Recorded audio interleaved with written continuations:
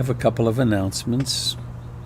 If you go to the chat at the top, you will see 2 links.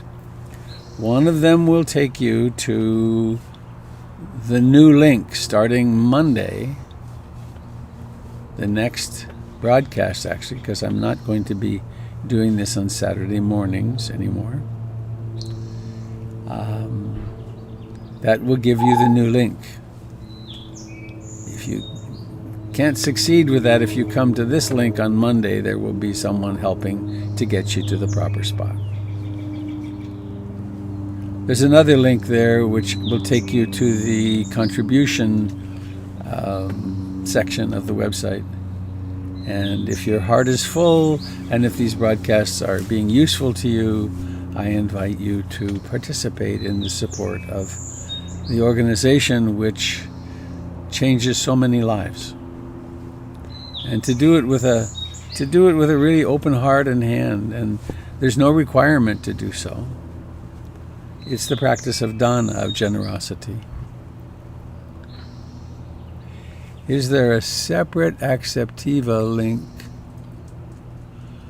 for Sunday morning? No. Good question. There's only one now from now on for my online regular teaching like this, the same one.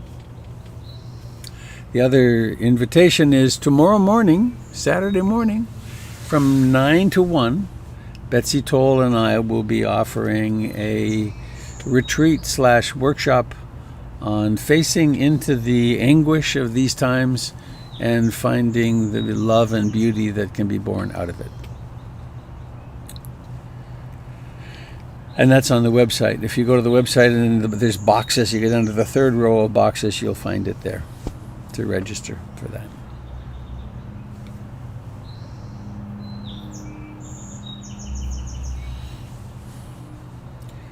My little Dharmet this morning is quite short, I think. About 5 minutes before I came out here, Jennifer showed me a short video that was very unsettling of an older man, about 2 years older than me, walking up to police and being pushed, falling over backwards, hitting his head and being injured. He's still in hospital. And it brought forward to me the awful truth of what happens to the untrained mind and how we can fall into mob mentalities, whether we're police or protesters or anybody. And we can so easily dehumanize each other. And it pointed out for me the tragedy of it all, but also the absolute urgency of training our own heart-mind so that we don't fall into the trance where we can brutalize another person, or even where we can fall into one of the polarities. All protesters are, all rioters are, all police are, all white people are, all black people are. Because all these generalizations are wrong. Except perhaps people are very vulnerable. Our bodies are really fragile. Our emotional selves are very fragile. And so it really behooves us to become persons who don't go with the crowd. I guess it fits with that poem. We don't get swept up in crowd mentality. But even in difficult circumstances, we manage to maintain our humanity and realize that whoever we're dealing with is vulnerable.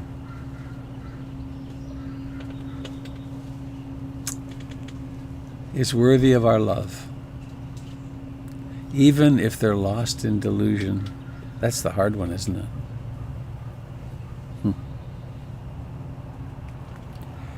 So with that, I want to invite you to share what's happening for you this morning, what your questions are, what your discoveries are. Speaking from the heart, speaking what's true, speaking briefly, and seeing what happens if you don't prepare. And as I've been doing, I'd like to invite those who are mostly quiet to share if you wish.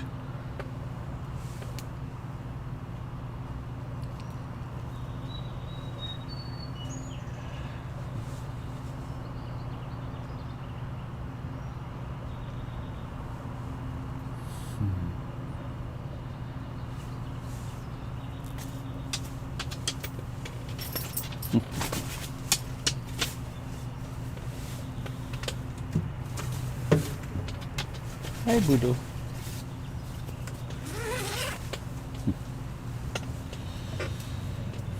I have plywood on the floor of my tent, and every now and then there's like a tap dancer comes in here, my little white dog, and he's long claws right now. He does a little tap dance, checking on if I'm here, because he can't hear me. He's completely deaf.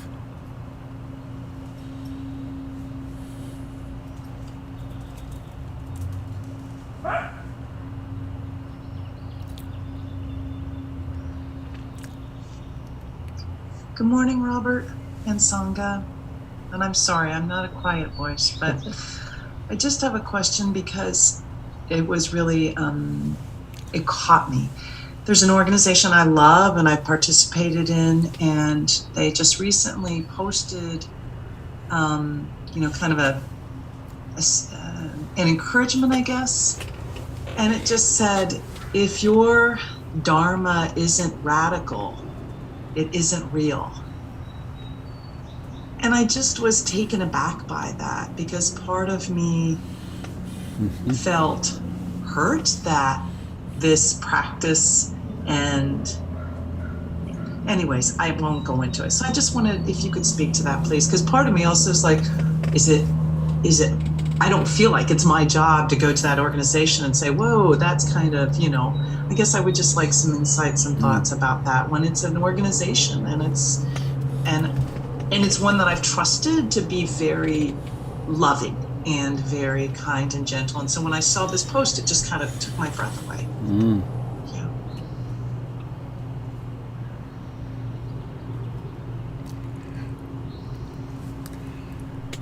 I have some trepidation speaking about that, in that I have been working.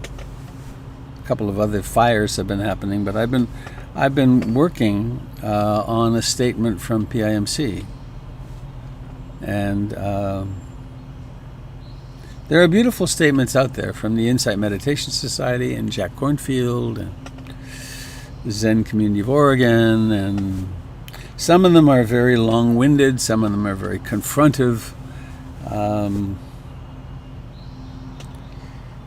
and there's a certain urgency to get it done and get it up there or out there, because there's not so much an expectation as a demand that you better get your statement up, because if you're not up there and if you're not polarized, then you're not real. Then you're betraying the cause. And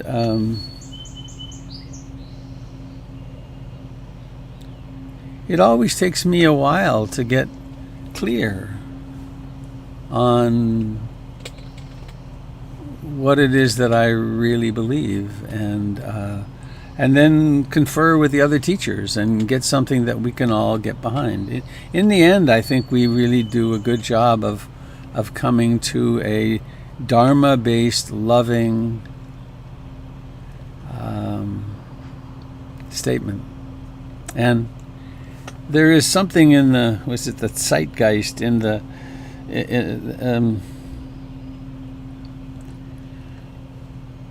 waves go through the culture of you should be this way. And some of them are really good and some of them are not so good. Some of them they're very polarized. Things like the witch burnings and there are there's waves that come through the unconscious, the collective unconscious, that are powerful. And clearly it's time for us at PIMC and individuals to really look at our own prejudices and bias and privilege and so on. But I don't think that violence in any form is going to help any of us. Not self-hatred. I really am a horrible person because I'm white. I must devote myself to this now. That some of us will find ourselves deeply drawn into doing something. Maybe there's a study group forming and a movement toward an organized PIMC approach to this. And we've talked about it. I've tried to get it together. When I came back from New Orleans 3 years ago, and then read a bunch about slavery that I had not understood, and about structural racism that I had not understood. Still don't really. But everyone's trying, and I think in the heat of the moment, with what's happening culturally, and with this abysmal lack of leadership from the top, people are taking very rigid positions, and making you. It's like you're wrong because you're not doing this, and I don't think that's real helpful. It may be necessary, it may be predictable, but it's not the approach that I want to take. And also, scary to say things like this, but there is profound ignorance in all of us, just because we're humans, and so we so easily fall into making the other bad and wrong rather than making the other is a person who is ignorant. And like that, I thought of that with my first reaction when I saw that policeman push that elderly guy, and the guy fell over backwards and hit his head hard and was unconscious. And he somebody went to help him, and the guy who shoved him pulled the guy up, and then they left him there for a while. The news guy was saying, you need to call an ambulance for him. But there was this crowd mentality. I've been in crowd mentality. Not doing that, but I've been unconscious in crowds. And yes, those policemen need to be held accountable for that. That was really not okay. But are they horrible, bad people who I should hate? I can't get behind that. They're little boys scared, acting badly, and they need to be held accountable. And I would say prosecuted, and that was an assault, and that's what our culture does with it. But I just don't. Here's the sadness: I just don't want to throw people out of my heart. It's too expensive.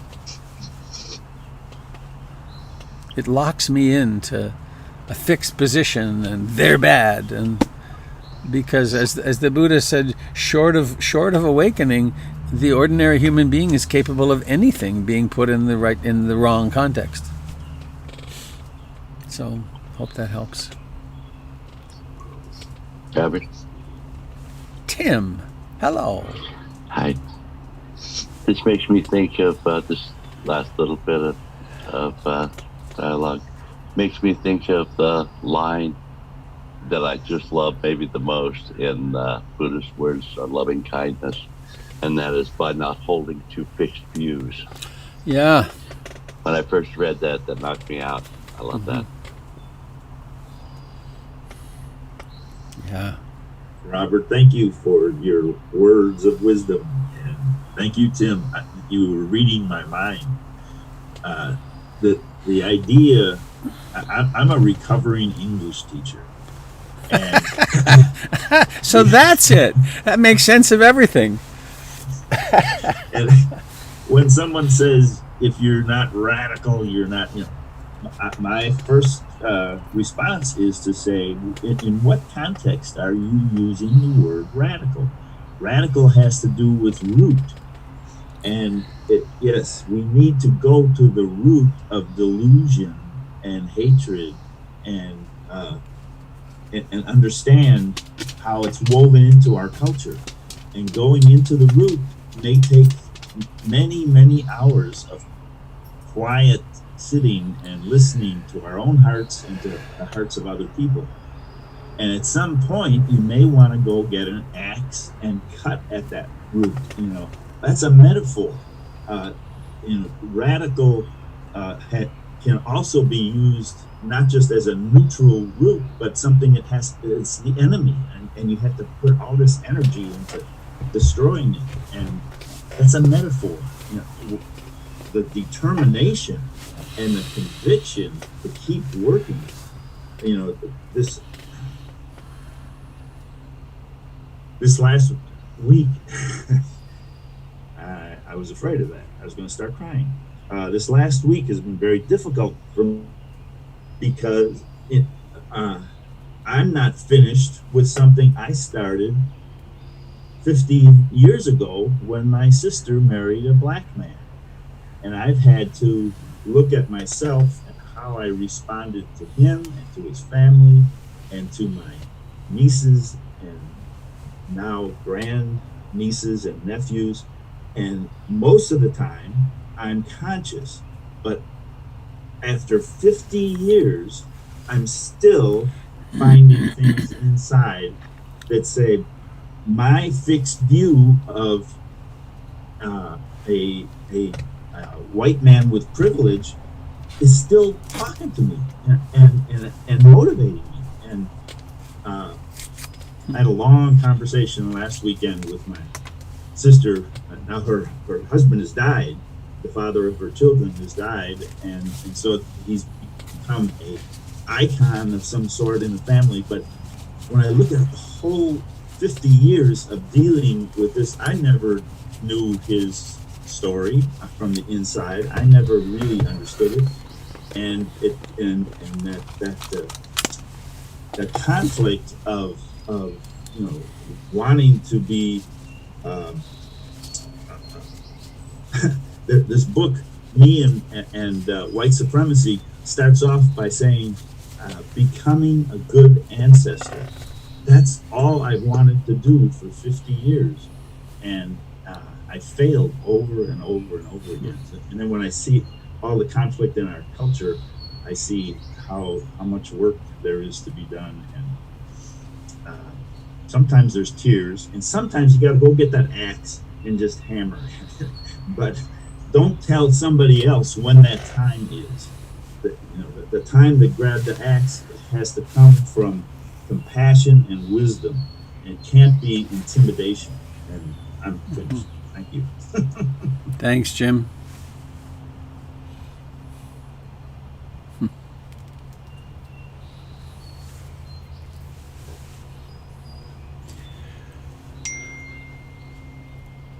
PIMC is going to have a systematic and I'd say profound response to all of this. Tiffany Baker, who some of you know, is leading up our organizational move toward that, and she's been meeting with several people who came from the broadcasts, I guess, and there'll be more coming to us, and we're going to do it in a skillful way and have opportunities for really looking at our white privilege, at our own racism, at how we as an organization want to be active. We're really taking this very seriously, and there's a lot of energy for it. As we should, as we must, actually. And I should say this, should. Some people in our community will become very enamored of this, and it will become very much a part of their Dharma practice. Others will not. Others will want to be emphasizing their meditation practice and their silence, and going deeper and deeper into the exploration of reality that way. And that's okay. That our purpose is to help people develop a spiritual practice which leads to freedom. Our individual freedom, and then we can share it with each other. And so they're really, I don't think we can govern ourselves by shoulds and by someone else's, you must do it this way.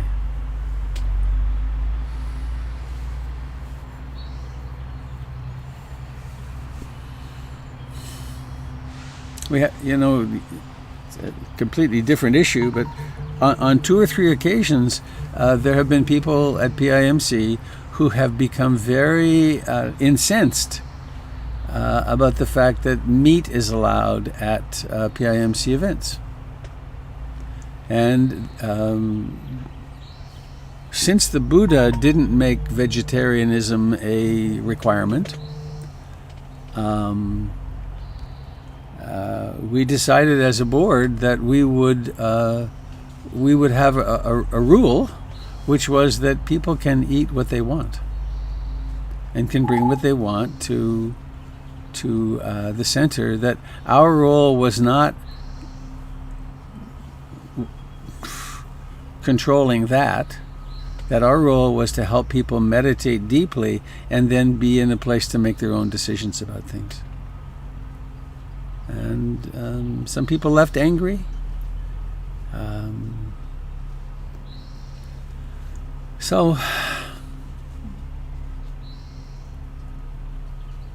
We do have when we have potlucks, I hope we can have some again sometime before too long, that please label your food so that people who are making dietary choices can know what's in it. And not just meat, but other products as well, other ingredients.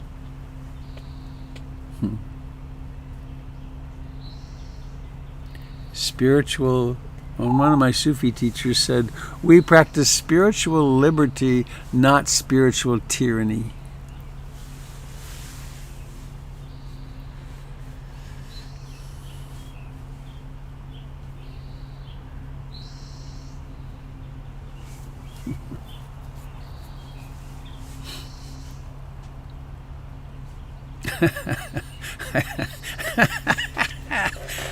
This mind cracks me up. It just came up with a comment which was, well, except that if you don't dance, you can never get enlightened. But that's, I think, spurious and a bit off the wall.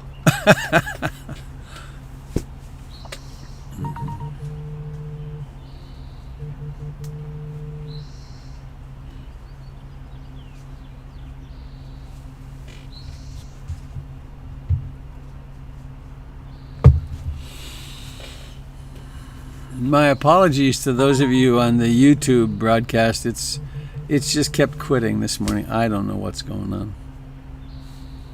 Sorry.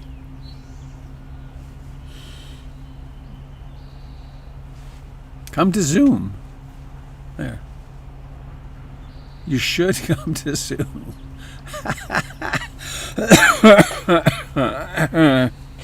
Marsha Rosenberg said that the word should is the most violent word in the English language. And if you think about it a little bit, it really is.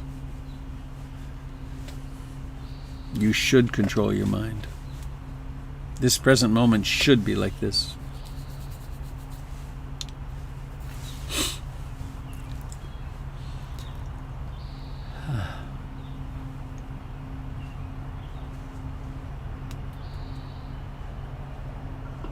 Good morning. I'm not sure if I should say this or not, but Please be brief, Gail. Thanks. oh, yes, I will. I do a loving qigong practice, and there was a question about that, and the answer was practice loving everyone. And for me, it helps to love everyone instead of thinking of specific exceptions that you might conjure up in your mind. Anyway, that's it. Thanks. Thank you.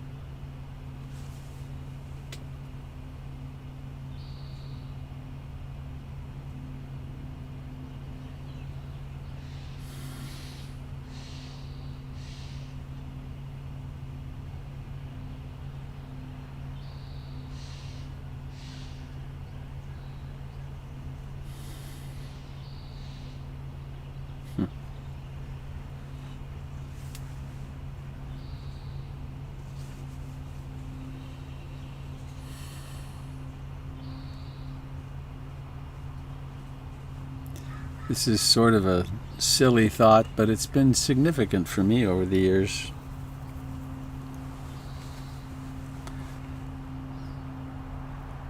I really liked Yoda. I had a great Yoda mask that I wore at Halloween for years until it turned to goo. It just, the rubber just melted basically and it tore. But the way I construed Yoda was this very wise being, perhaps enlightened, way out on the edge of the Empire, and the Empire was doing its thing. There were battles and struggles, and there he was holding something incredibly precious. And it needed to be summoned at a particular point to save the universe, sometimes I think it's important to have a part of us which is Yoda, which is willing to wait till things are clear, not to hide, not to not be engaged, but to really go deep inside and to figure out what's really going to lead to peace here, what's really going to lead to human beings getting along better with each other. And rushing into the fray may not be the wisest thing at times. And similarly, denying and withdrawing and not paying attention, that may not be that's not the wisest thing. But, well, that says it, I think. And part of my encouragement, let's all meditate a lot. Take an hour a day at least to go inward, to find out what's really true for you.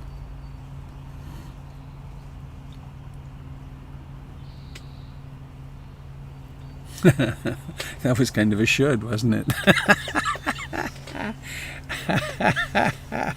You should meditate more. Maybe it's this way. You should meditate. That I can get behind. You work too much. You don't take enough downtime. Rest more. That's true. Are you listening? Oh, well. So it's 8:08, speaking digitally, precisely. Anybody sitting with something you'd like to share or that might be important to our little community?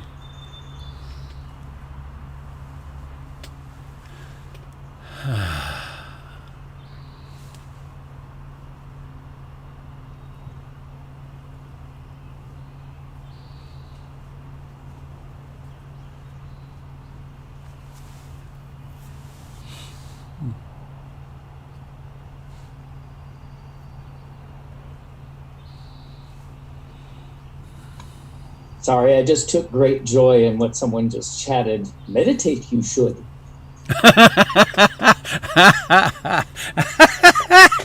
Thanks, David. That's funny. That does tickle my funny bone. Mm-hmm. Well, I guess that was from Pamela. I don't want to take credit for that. Hello, thank you, Pamela. That was good. Nicely, precisely poked. So, time to go. Do please join Betsy and me for the journey tomorrow morning at 9. And otherwise, please let's really go deep into our own hearts and guide ourselves well through everything that's coming. I think there are some tough seas ahead of us. So let's band together and build the ships of our own hearts very well. So I haven't seen Stephanie, but I'm going to just open it up here and maybe...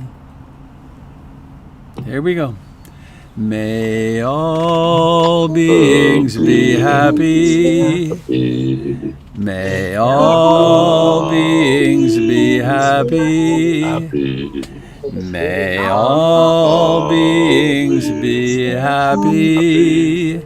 Sadhu, sadhu, sadhu. Happy trails, dear friends. See you soon. Bye, thank you. Goodbye. Thank you. Goodbye.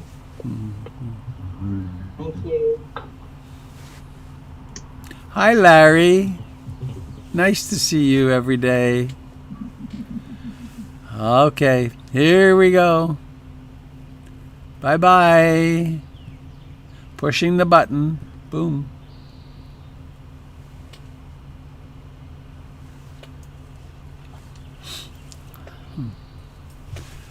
Well, thanks for being here, dear friends on YouTube and Facebook. I'm sorry for the interruptions in the broadcast. There's nothing changing on my computer. It's just the connection goes down. I've got a hardwired connection, super fast internet. I don't know what does it. So